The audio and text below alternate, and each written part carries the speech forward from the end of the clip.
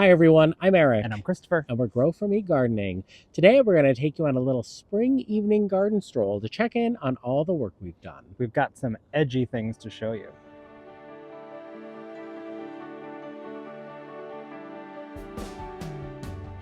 Welcome to our garden. It is a beautiful, beautiful spring evening, a breezy spring evening in case you hear some whooshing on the microphones today. Right here is the Jane Magnolia. It's such a beautiful specimen right here at the front corner of the house. What I love about this is not just the blooms, but the foliage is beautiful. You get those big, huge leaves.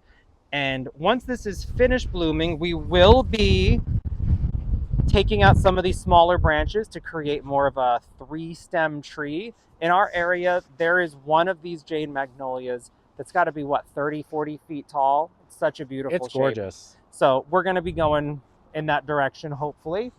As we go along, you're going to be seeing some beautiful edges. Eric and I did our very best to get as much of this edging done as we could, but ultimately we did bring in a little bit of the professionals. For the first time ever, I must add. Ever, yes, because we know that this is what we do as a hobby. This is fun. It's not our full-time job. So while we were at our full-time jobs, we had someone come in and help us out. This bed here, which is mirrored on the other side, is going to have the 4 arborvitaes planted in it. I think it's going to be great to start building a bit of the green wall that we're trying to have in between us and the neighbors. This little green thing right here, that's actually a downspout, upspout. I don't know what they call it. Water comes out of it. Pop-up water thing. That's actually from PVC piping that goes all the way under the driveway, and the gutter in between the 2 garage doors empties out here. It's very cool. Then as we get back into the garden with hopefully the protection of the fence for the breeze, you can see beautiful, newly expanded beds. Here on the west side, we've been making some plans to rework things. We definitely hadn't given ourselves enough depth of bed to fully develop this area. So now we certainly have enough depth. And it's going to look really, really cool. We have some beautiful specimen trees coming in. We have some wonderful perennials, shrubs, and quite a few annuals on the way. I'm very, very excited to share some oldies but goodies, some newbies, and along the way we might get to share some in the future new things coming out. The lilac, so close to blooming. So close. That one, it's pretty purpley, right? Or is it like a pinky purple? It's a traditional purple. It's a really, really pretty one. This bed here, this was one of the big additions. I'm going to have to get used to going up and down a hill now. Just, down the hill, back up the hill, around this bed. But we have not made our full plan on this. I think we're going to be taking a lot of it out. Not the roses or the trees, but we'll see. A lot of these perennials are shifting. Yeah, a lot of things are going to shift, but ultimately we'll take you along for the ride on that. Let's take a moment and just check out this clean, gorgeous edge on our Limelight Hydrangea hedge. I'm covering my microphone because it is very breezy this evening.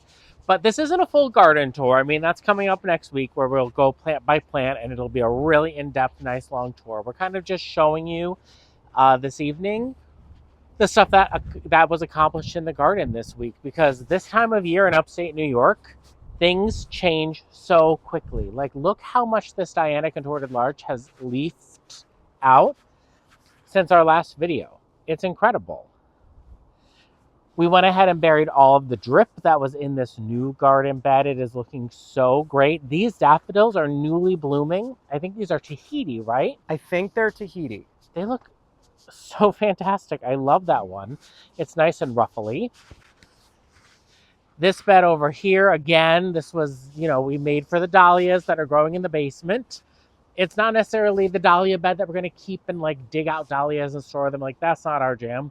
Well, we are going to have fun with the dahlia seedlings that Christopher started in the basement. This grid is set up for success for the future. Right over here, there's a new bed. It's probably going to come out. This here is part of the new bed.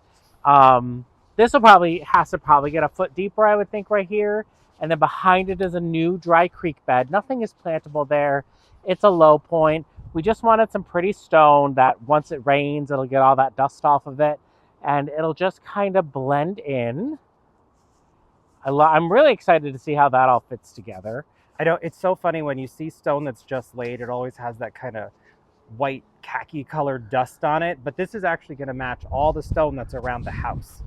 And it looks too perfect right now. It'll look more organic and natural as we work with it throughout the season. Our paper bark maple is one of my favorite trees, and we, of course, had that all carved out. These edges have been all carved out. Something else new this week. I was able to get strawberries planted. These are seascape strawberries in our elevated beds. And those are the ones that some of them were overwintered. They were all overwintered. Oh, right. Yeah. They were all overwintered. And up here, you can see we're still in the midst of cleaning stuff, obviously. But look at our bonfire patio peach tree in full bloom. These aren't great for eating, but they are beautiful for foliage because it has a nice dark purpley red foliage, which we love. And the boxwoods have all been trimmed, which is great. I'm so happy with them. The fountains have been put together and turned on and does work. The red buds are all starting to bud up. This area, we did some changing around in. Some of these perennials came out. Roald Dahl got moved because we added this new bed here. We're calling this the Tromnar bed because of the Tromnar spruce behind it. And Roald Dahl was kind of right smack in the middle, and we know that's not where Roald Dahl is going to live. So we moved Roald Dahl up there. What else? Did I miss anything back here, Christopher? Not too much, no. Look at the lemony lace elderberry. It doesn't even look like the same plant as last week. I know. Look at this. Our sting arborvitae. It did, in fact, pass away over the winter. Yeah, we transplanted it in the fall, then promptly forgot to water it, and then deer found it and ate it. And it kind of died. But, yeah, so that's the new stuff over in the backyard. Wait for me. There's a lot of exciting stuff. Look at all of these pure white daffodils in front of the Sublime hydrangea. Oh, yellow daffodils. What did I say? You said pure white. Pure. I was like, where? Whitish yellow. Show me. And then look at there. What is this daffodil? I love that. What is this one? It looks like a replet, right? It's got like a green part. It's got a pinkish cream part. This is the weirdest daffodil. Does anyone know what this is? Please comment below. Green backwards, pinkish coral foot. I'm fascinated. The other thing we added in this week were these eye hooks so that we could run wire here. These are Lady of Shalott roses, which are short climbers, so they get about 8 feet tall. And that is south, that's north. So we want them to come up and like kind of lean this way. So we're going to maybe tie some of them in so they kind of billow over. So while we're sitting up here, we can enjoy the scent. Kind of encouraging them. Yeah, it's nothing that's going to be hard and fast and official, but we wanted to have that option to encourage some long stems. But if you just take a moment and soak in the daffodils.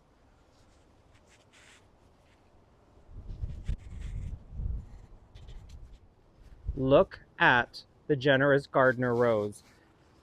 So much beautiful growth. It's gonna go really, really fast. This will be completely touching the top this year. I'm so excited about that.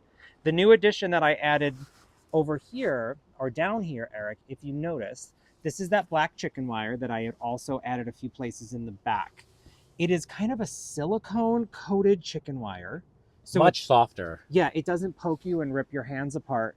And then we picked up tin snips that were the appropriate size for cutting this gauge. And then I made it the correct size, and I used landscape staples to hold it in. You can't really see it unless you're really looking for it, but this will keep the bunnies out of the way, especially the bunnies that ate the bottom of the clematis down here. By the way, Eric, I don't know if you noticed, but Betty Corning has gotten about 16 inches from the ground. She's doing tremendous. So exciting. And the bunnies haven't eaten it this year. No, we Not are yet. we're going to knock on everything because we are not having the bunny pressure we've had in years past. I think we will, but we'll do as much as we can to deter them. The Hydrangea Room on both sides, really, we've expanded a little bit. You can see this spot in front of the Invincible Spirit 2. This is looking like, what do you think? Is this perennials? Is this It's roses? calling for a drift of something gorgeous, I think. Something gorgeous. I mean, it's the entrance to the garden, so I think maybe some annuals there that are continually blooming, like Artist Blue Floss Flower. Yes. And we also have the tall boy floss flower that I'm growing downstairs. Oh, yeah. I do keep thinking about Bobo moving forward, but that's for another I don't think about that. whole discussion. I feel like who can wait for proper spacing? Right. But see, my gosh, these have gotten taller. Did you notice this, Eric? Yes, the Luca Gems. These are Luca Gem, the summer snowflake, I think they're called. I'm obsessed with this flower. I think they're really cute. These were newly planted last year, and I'm excited that they're getting a little bit taller, and hopefully they just spread and fill this whole area. We got to get our bench up over there. You got to put that bench together. I am not the putter together. He's really good at supervising, putting together stuff. This is actually, I just got home a little while ago, so this is the first time I'm really seeing a lot of this. This whole expanded edge is making me so happy. These plants, when they're out of bloom, they need something here. So this is an area where we can really think about... And they need red foliage there. They need red foliage, because this is going to be a traditional green leaf. We've got the bluey spikes. So we need something in here that's going to help that effect. So probably dark foliage is going to be best there. Then we're going to need something lime. Here is the matching, what are we going to call these? The arborvitae walls? What do you want to call them? I want to call them the green walls. The green wall. So this is the matching green wall. They did such a good job with this. It's so nice. We already have the 3 arborvitaes. We have another one coming. But right behind Eric, he's about to crash into a Spring Grove arborvitae. This is a pretty big new addition, this section here. We've combined that front bed with the vanilla strawberry hydrangea right into the Spring Grove. The Spring Grove will get quite large in time, but in the meantime, we don't have to worry about it too much. But how perfect would this spot be for a Pinky Winky Prime? I think it'll be awesome. It'll be so good. We'll have this nice tall accent of the Thin Man arborvitae behind it, and just a 12-foot by 12-foot hydrangea. In time. As you can see, at the base of all of our roses and hydrangeas, we've recently fertilized them with Hollytone because that's what was on sale at Costco. You can use Hollytone, rose tone, flower tone, any kind of tone, as long as they get some sort of fertilizer. And we'll do that again in a month or two. Again, this has all been edged out so nicely. Nothing will be planted in front of this catmint. It gets so big and billowy that we just needed this space between the bed and the grass a little bit. The firelight tidbits are actually starting to leaf out, which is a little concerning because we do have that freeze coming tomorrow night. But I think it'll be okay because they bloom on new wood. The Invincible Spirit 2 hydrangeas look fantastic. And the alliums are right behind them. Allium foliage does get a little obtrusive sometimes. You can see it's even getting a little like wind, a little ragged in the wind right now because it is so windy. But it's going to look beautiful with those big purple flower balls and the foliage of the Invincible Spirit 2. And I think height-wise it's going to be perfect because the Invincible Spirit 2 will bury them once they get full size. And then there's this random tulip that I don't ever remember this tulip being planted. Is it purple and white? Because I remember planting one that had a really funny name a long time ago, and they never came back. I don't know. It's very random. It's the only one. But up here, we had additional stone put up here around the door, and obviously it needs to be washed. It's looking very fresh and khaki right now. The containers at the front door are really funny because when I planted them, the daffodils were shorter than the columbine, but now the daffodils have found themselves and they are officially taller than the columbine. So that's funny. Oh, wait. Buds. There's buds finally on the pansies. I know the pansy buds have been a great mystery to us lately. These were all planted from seed the last week of January. Yeah, they've been on a long time. We updated our light fixture. Oh, you were right. Last night he said to me, I think the light bulb's a little bit crooked. The light bulb is a little crooked. It's got to be re-screwed in. That's an easy fix. This denim and lace was removed because we are putting a container here. And then we're putting another container here and here. We're replacing these. And they are going to be replaced with the Campania International Urbino. Yes, the Urbino. In black. Yes, the Nero Nivola color. It's so pretty. I'm really excited for that. And that brings us to these containers, our spring containers. You can see the bulbs are starting to go. The pansies still haven't quite bloomed yet. I think the containers are coming next week or the week after, right? Yeah. So these really only have another week or two, maybe 3 weeks max left for them. But we will be keeping the obelisks in the new containers. These arborvitaes, these little ones, are going to become part of the green wall. So it's probably going to be more like a green knee-high wall for a couple of years. But what's going to be in these is Rise Up Lilac Day roses as the centerpiece with the obelisk and then annuals around them. That's going to be so pretty. Those roses, if they grow as fast as they claim they can grow, they will probably almost get to the top of the garage in 1 year. The door. The door. Not the whole garage, just the door. Did we show them the bare root roses we're hoarding? No. Let's go look at them. So over here, we've been hoarding bare root roses, waiting. So these are the Rise Up Lilac Days. We got shipped as bare roots. And then I potted them up in these grow bags with some potting soil just so that they'd have a place to lounge. Yes, while they're waiting. These are At Last roses. We've given some away to friends and family. Rise Up Amberness.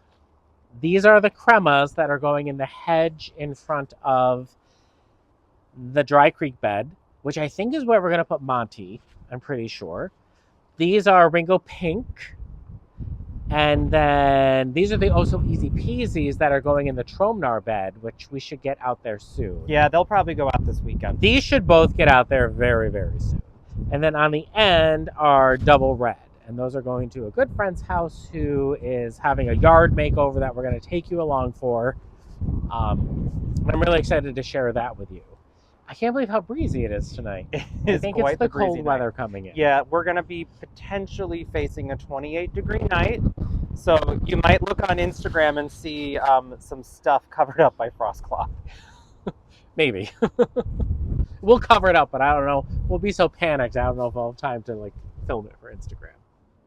We thought we would end this video by getting close and snuggly with the Vanderwolf pine behind us. It is the huggable pine. It is so windy. But again, I'm Eric. And I'm Christopher. And we're Grow For Me Gardening. Thanks for growing with us.